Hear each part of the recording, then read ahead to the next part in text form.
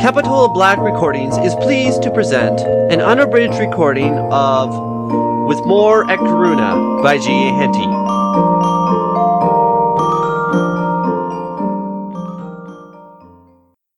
Chapter 14.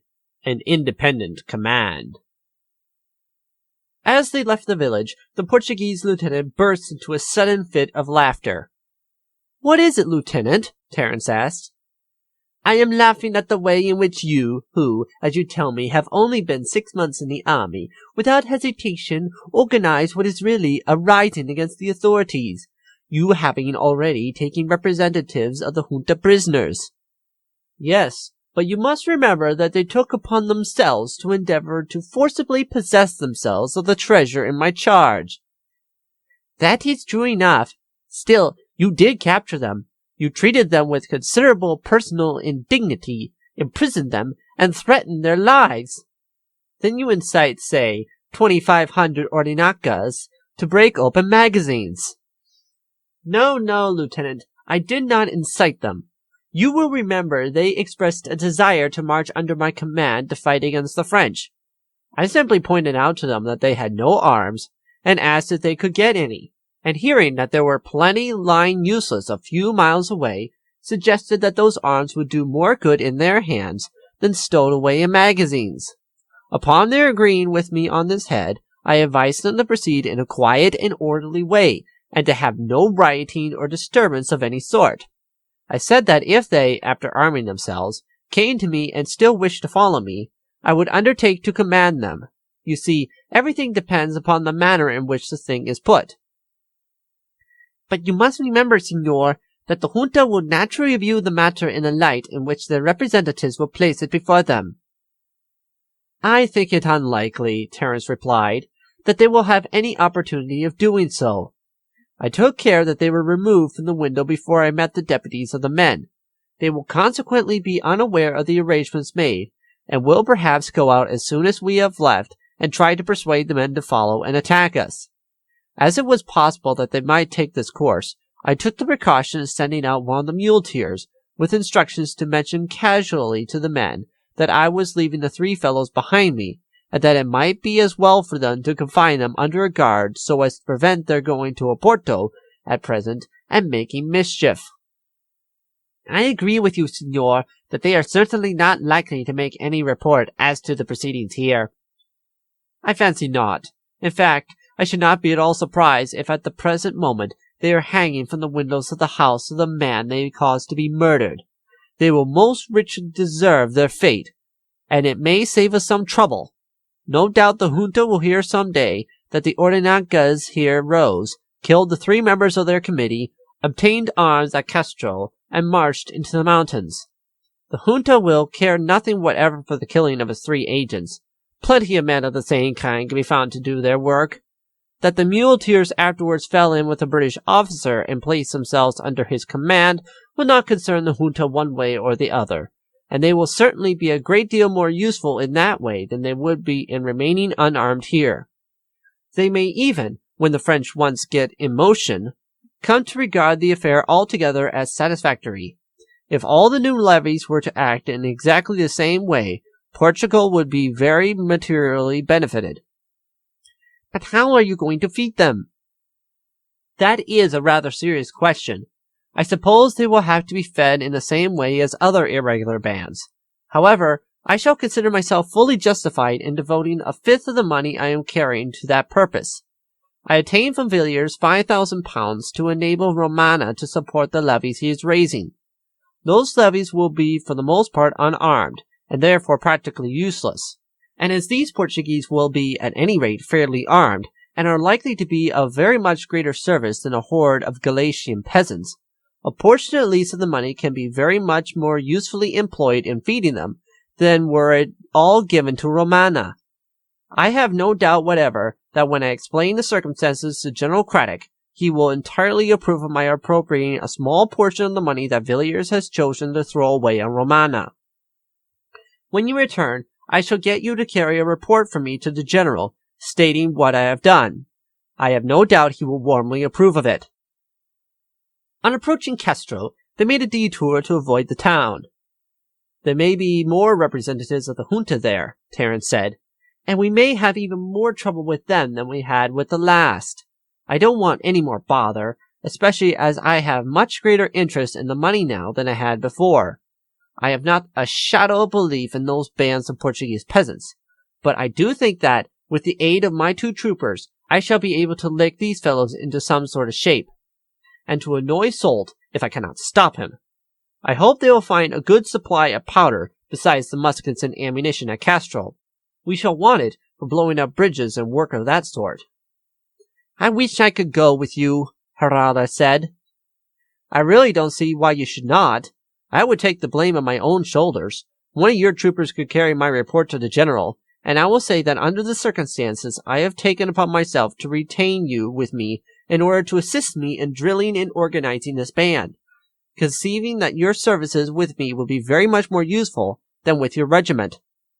You see, you were placed under my orders, so that no blame can fall upon you for obeying them, and at any rate, you certainly will be doing vastly better service to the country than if you were stationed at Lisbon, with no prospect of an advance for a long time to come. Still, of course, I will not retain you against your will. I should like it of all things, Harada said, but do you really think that the general would approve?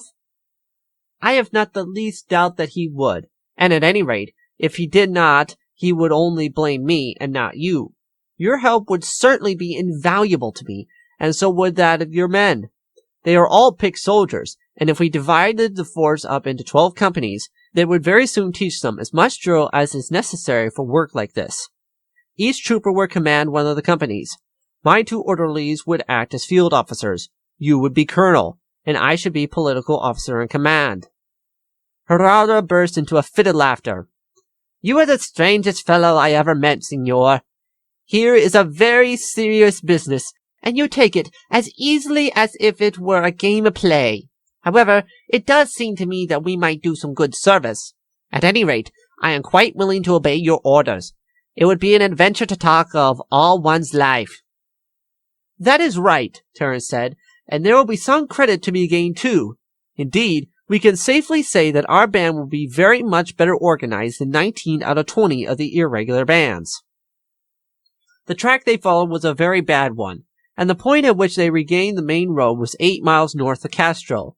There was a small village here, and they at once halted. Although they had traveled slowly, they knew that the men could not come along for some time, as they were not to start until an hour after them, and would be detained for some considerable time at Castro. It was indeed nearly 3 hours before a column marching in good order was seen coming along the road. That is a good sign, Terrence said. They have obeyed orders strictly. Whether they have got the arms I cannot tell yet. The men at the head of the column have certainly muskets, but as the armed men were to go in front, that is no proof. However, as the column approached, it could be seen that at any rate a very considerable number were armed. We had better form them up as they come, Harara. If the head of the column stops, it will stop them all, and then there will be confusion. The road to the village was wide. When 100 ranks had passed, they were halted, faced round, and marched forward, and so they continued until the village was filled with a dense mass of men, 20 deep. Terrence observed with satisfaction that they had with them 6 bullock carts filled with ammunition cases, spare muskets, and powder barrels. The men who had first spoken to Terrence had headed the column, and these had stopped by his side as the others marched in. You have succeeded, I see, he said. I hope that you were enabled to accomplish it without violence. They were too much surprised to offer much resistance. 5 fellows, who said that they were the committee appointed by the junta, came to us and told us that unless we dispersed at once, we should be severely punished. We told them that we had come out of our homes at the orders of the junta, but that as the junta had not supplied us with arms, we had come for them, as we are not going to fight the French with nothing but sticks. They then threatened us again, and we told them that if they hindered us from defending the country, we should hang them at once. And as they saw we meant it, they went quietly off to their homes. Then we broke down the door of the magazine. We found 4,000 muskets there. Each man took one, and we left the remainder and enough ammunition for them, and have brought the rest here, together with 100 spare muskets. We have observed excellent order, and no one was hurt or alarmed. The only men who left the ranks were a score and went round to the baker's shops by my orders and bought up all the bread in the place. We found a bag worth $1,000 at the quarters of Cortingos. What became of him and his 2 associates? They had the impudence to come out and harangue us when you had gone, but we tied them out to the branch of a tree, so there's an end of them. And a very fitting end, too, Terrance said. What have you done with the money? The bag is in the cart, signor. You had better appoint 4 of your number as treasurers. I would rather not touch it. You must be as careful as you can, and spend it only on the barest necessities of life. We shall have few opportunities of buying things in the mountains, but when we do come upon them, they must be paid for. Of course, we shall go no farther tonight. How many men have you? About 2,500, signor. They must be told off into 12 companies. That will be 210 to each company. I shall appoint one of these soldiers to each company to drill and command it. I propose that each company shall elect its other officers. Lieutenant Herrera, under my orders, command the regiment. The 2 English soldiers with me will each take command of 6 companies. The first thing to be done is to tell off the men into companies. This we will at once do. After that they can be marched just outside the village, and each company will then fall out and elect its officers. When that is done, the men will be quartered in the village. I have set apart 1 room in each house for the inhabitants, and the men must pack as tightly as they can into the others. And, of course, the sheds and stables must also be utilized. With the assistance of the troopers, the work of dividing the force up into companies was accomplished in an hour. Herrera then called his men to him. You will each take the command of a company, he said, and drill them and teach them the use of their arms. This force is now under the command of this British officer. Acting under his orders, I take the command of the force under him. So long as we are out, you will each act as captains of your companies, and your British comrades will act as field officers, each taking the command of 6 companies.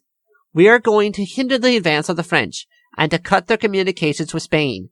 It will be a glorious and most honorable duty, and rely most implicitly on your doing your best to make the men under your command fit to meet the enemy. Captain Juan Sanchez, you will take the first company. And so he allotted each to his command. The soldiers saluted gravely, but with an air of delight. You will, in the first place, march your men to various spots around the village. They will then fall out and select 6 officers each.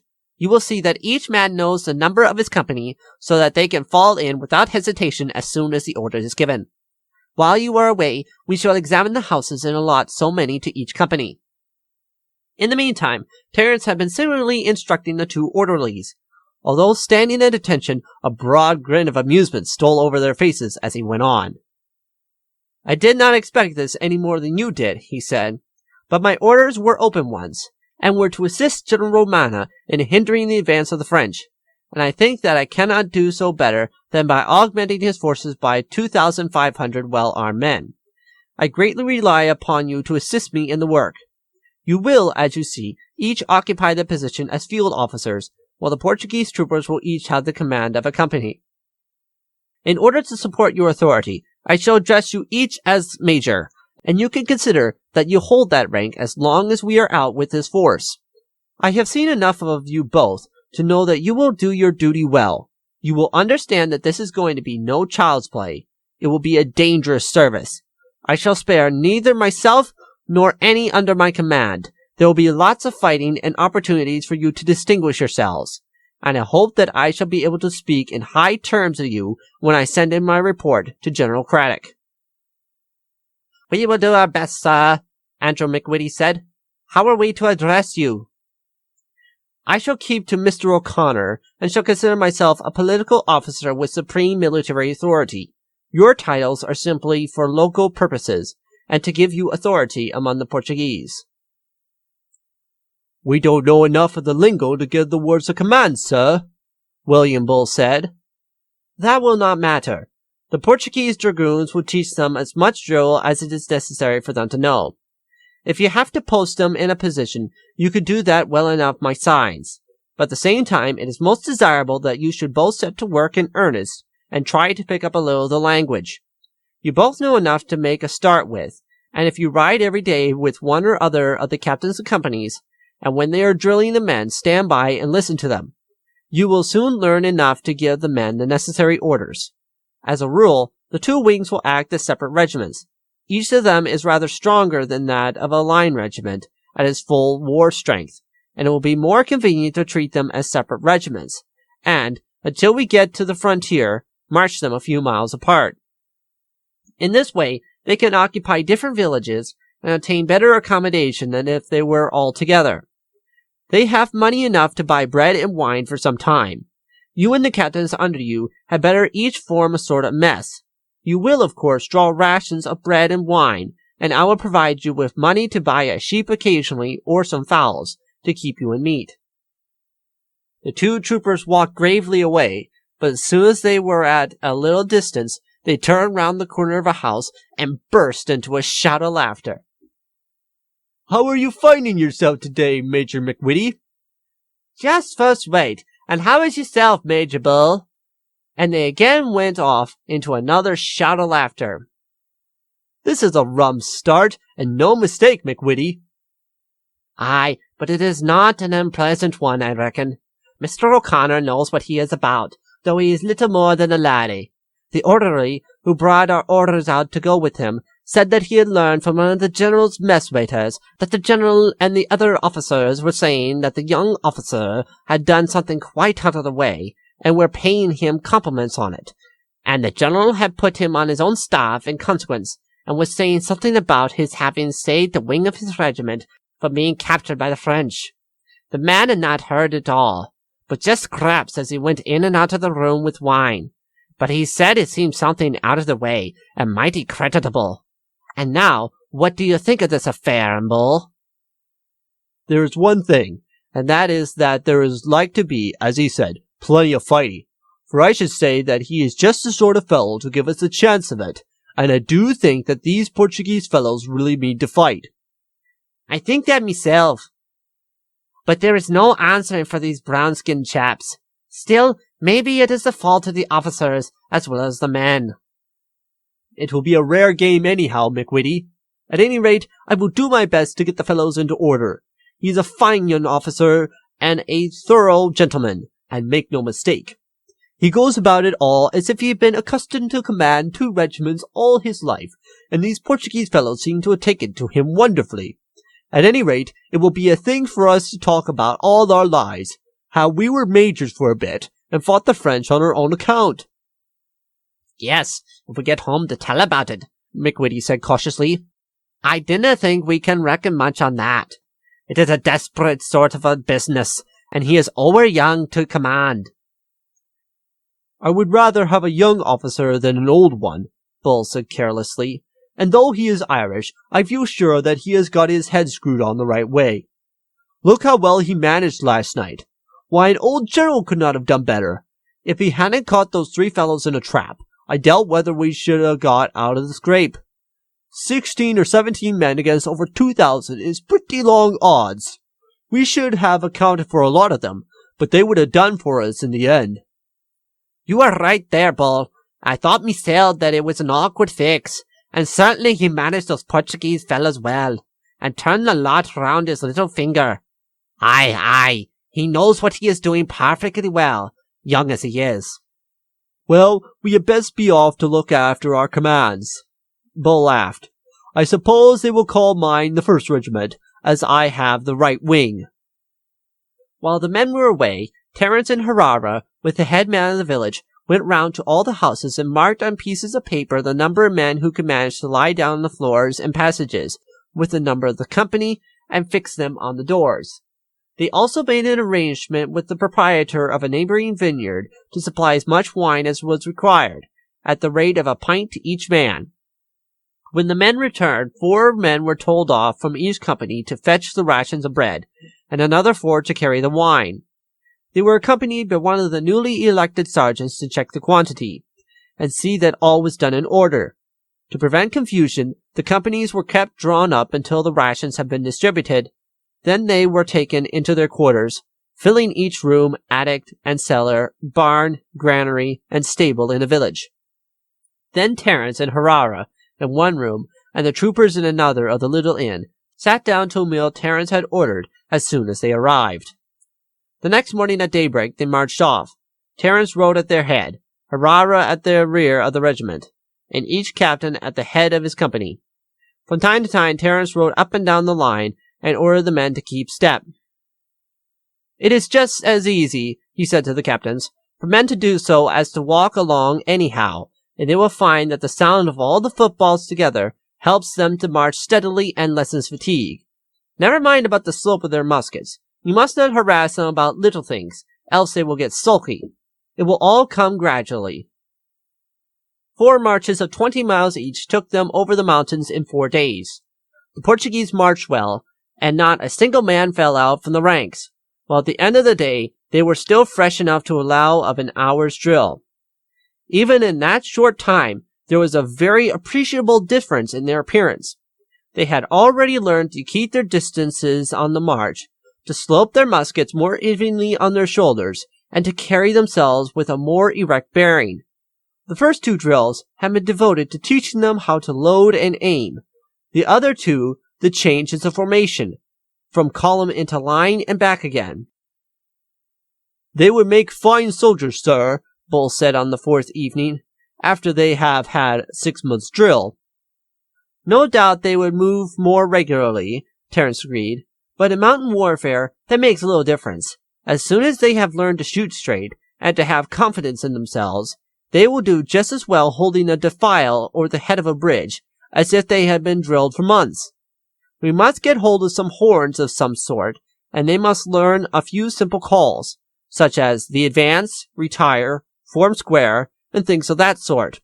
With such large companies, the voice would never be heard in the din of battle. I hope that we shall get at least a week to practice skirmishing over rough ground and to fall back in good order, taking advantage of every rock and shelter before we get under fire.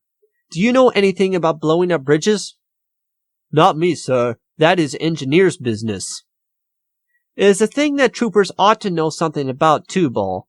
For, if you were far in advance without an engineer near you, you might do good service by blowing up a bridge and checking the advance of an enemy. However, I dare say we shall soon find out how it is best done. Now, tomorrow morning we will have 3 hours of skirmishing work on these hillsides. By that time, the other regiment will have come up, and then we will march together to join Romana." The Spanish general was much surprised at the arrival of Terrance at the head of 2 well-armed regiments.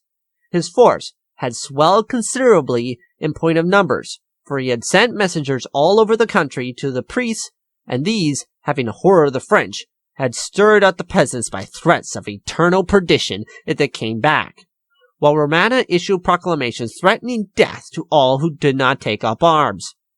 Thus he had some 8,000 men collected, of whom fully half were his own dispersed soldiers.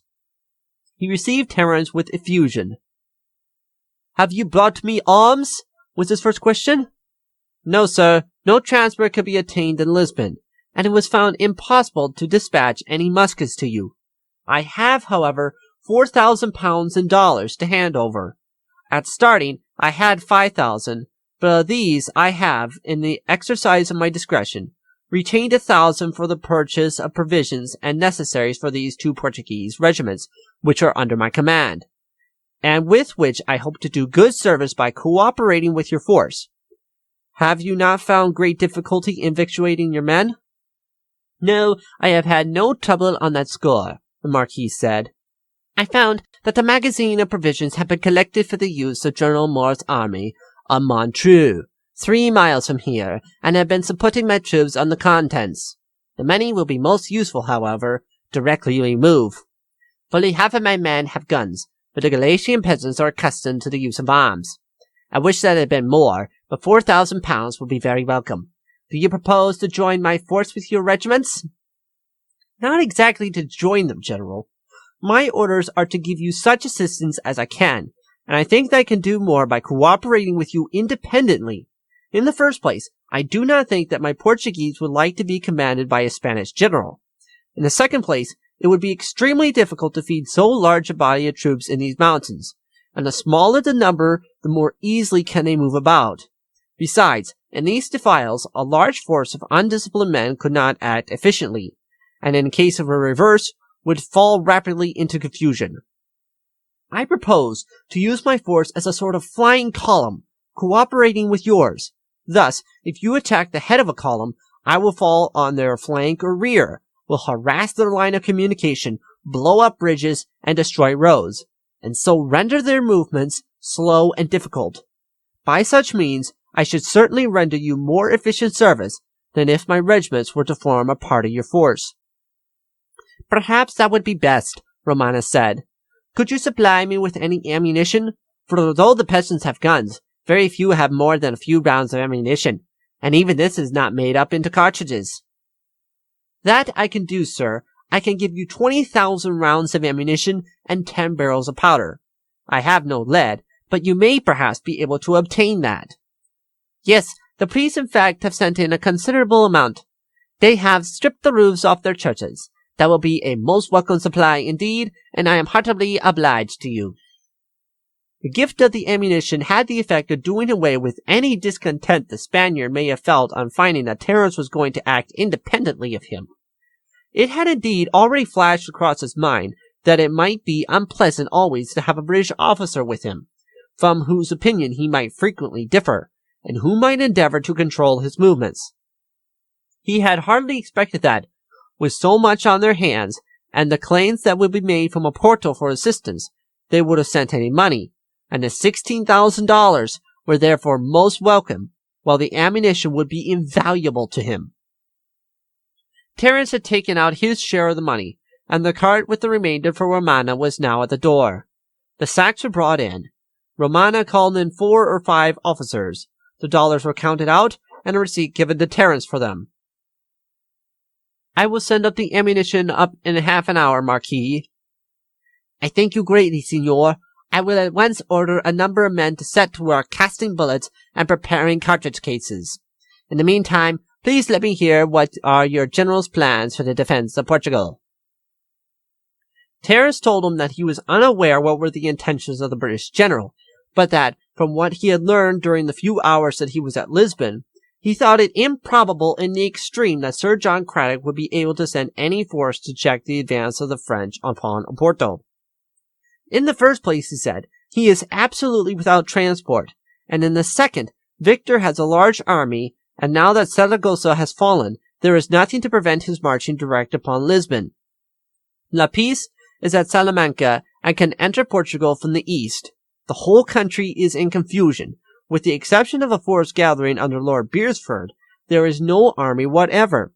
Lisbon is almost at the mercy of the mob, who, supported by the government, march about with British muskets and pikes, killing all they suspect as being favorable to the French, and even attacking British soldiers and officers in the streets. Were the general to march north, he would not get news of Victor's advance in time to get back to save Lisbon. Therefore, I fear that it is absolutely impossible for him to attempt to check the French until they cross the Douro, perhaps not until they cross the Mondego.